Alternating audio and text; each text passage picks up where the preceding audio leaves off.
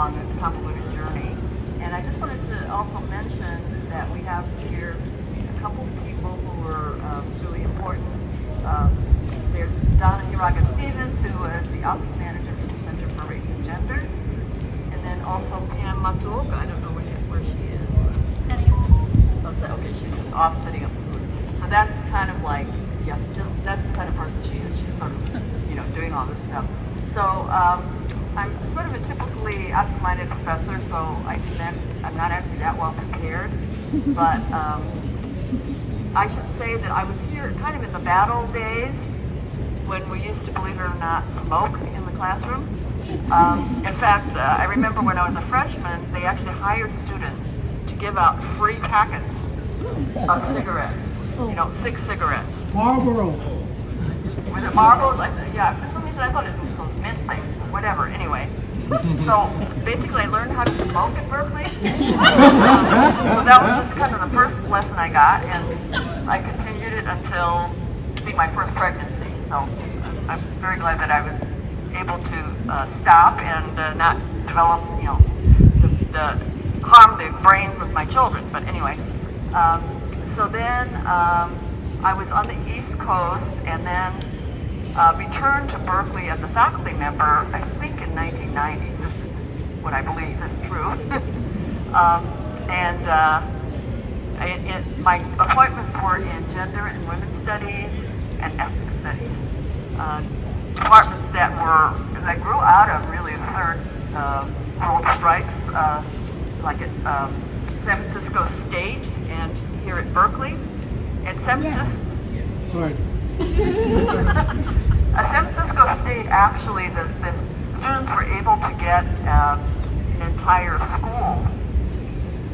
So they actually have separate departments, like for African American, Chicano studies, etc.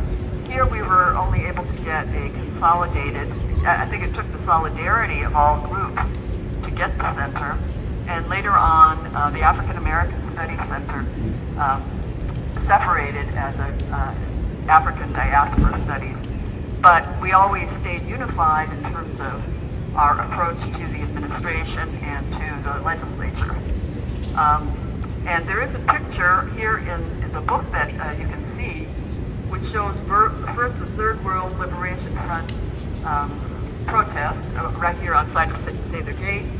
And then there's another photo that shows that was all the different strikes that it took, not only to establish, but also to maintain the ethnic studies. In other words, there was always, at Berkeley, each department had to make a request each year to replace faculty.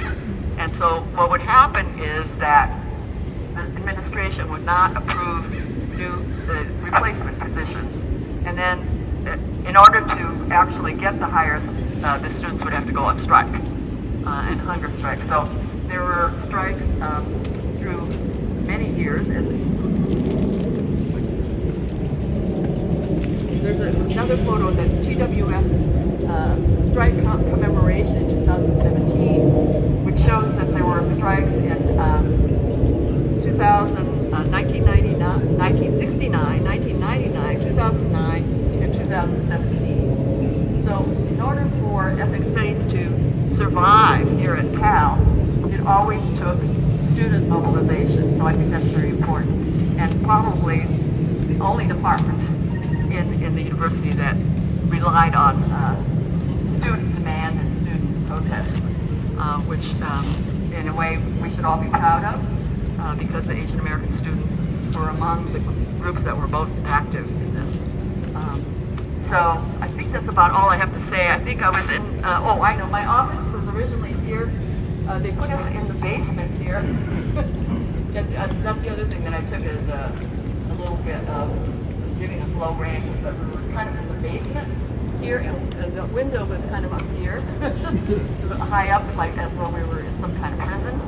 And then later on we moved to what's now the social science building, and we had several floors there. So I think that's about all I have to say. The last protest that I was involved in was in 2000. 2015 when the chancellor wanted to eliminate our center for race and gender. And so there's also a photo of that in this album. So all I can say is you got to fight, and you got to always be alert and continue to fight to maintain our kind of place here at the university and in places of power. Thank you.